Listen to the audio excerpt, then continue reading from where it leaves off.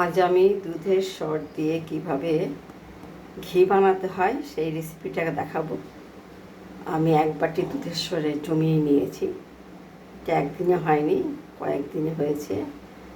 দুধ যখন জাল করবেন দুধের সরটা উপর থেকে তুলে বাটিতে রেখে দেবেন।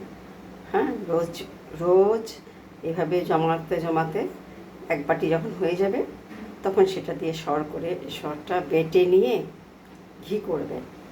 আমি দেখেন এতটা সর আমি করেছি। আমার কিন্তু এগুলো মাখন না, পুরোটাই সর। সরগুলো আমি জমিয়ে নিয়েছি। আমার কিন্তু ছত্রাকও পড়েনি, আমি ডিপ ফ্রিজে রেখেছিলাম।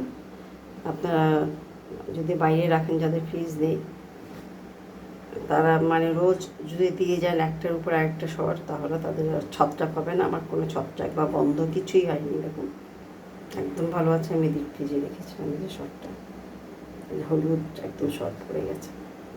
এই সরটাকে আমি শিলনোড়ায় বেটে নেব। শিলনোড়ায় বাটলে পরে মিহিটা বেশি হয়।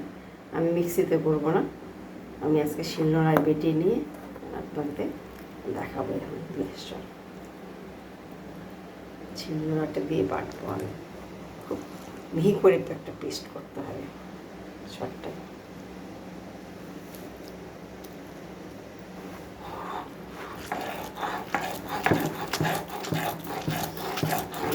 এখন এক হাত দিয়ে বেটে দেখাচ্ছি, এটা দুই হাত দিয়ে বাটবো, যেহেতু আমি এক হাতে ক্যামেরা ধরে রেখেছি। শিলনোড়ায় বাটলে কীরকমই হয়, একদম পেস্টটা খুব মিহি হয়, তাই আমি এটা শিলনোড়াতে বাটছি। আমি সরটাকে বেটে নিয়েছি, দেখুন।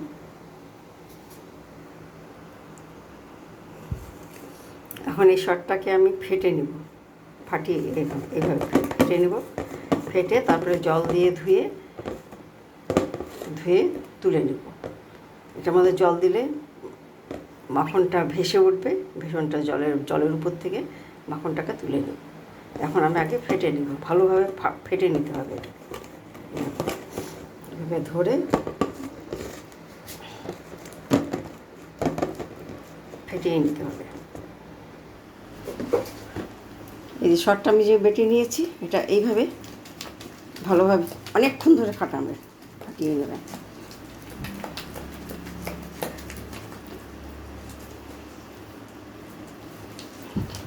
আমি অনেকক্ষণ ফাটিয়ে নিয়েছি এইভাবে। এইবারের মধ্যে জল দিয়ে দিব। এখন এটাকে আমি জল দিয়ে ধুয়ে নেব।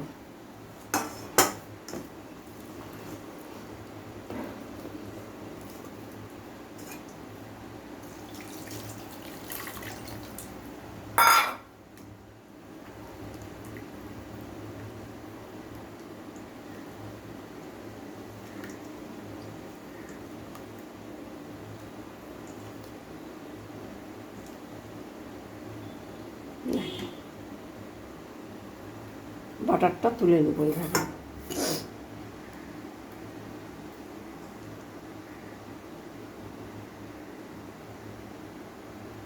বাটার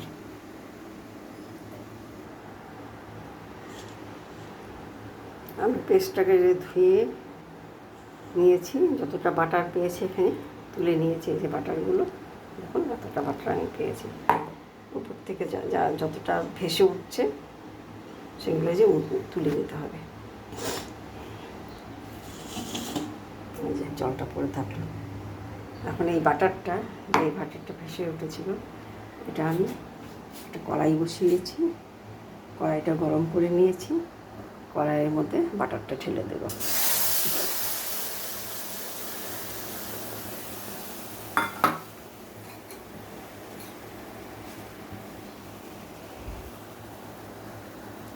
এখন এটাকে আমি জাল করে নেব।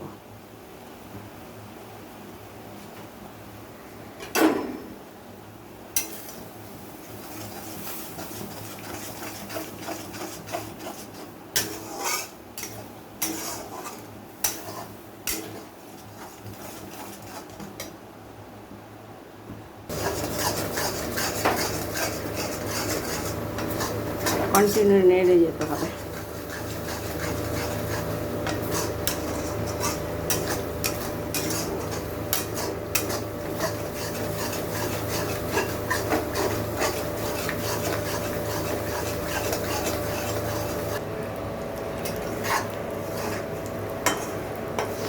আমার ঘি বেরিয়ে গেছে, এখন এটাকে ছেঁকে নিতে হবে।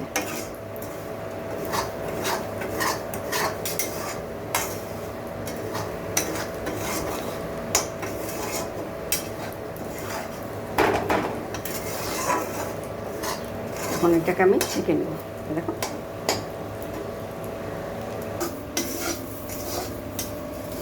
এই আমার ঘিটা হয়ে গেছে। ঘিটা এখন আমি ছাঁকনিতে ছেঁকে নেব।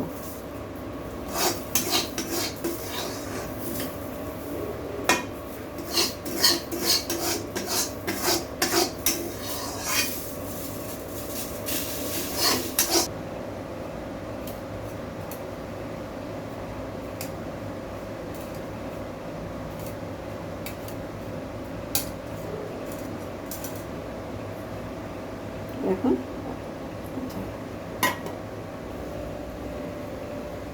মাছ ছাকাটা ভালো হয়নি, এই যে ঘি কমপ্লিট হয়ে গেছে আমার ঘি করা।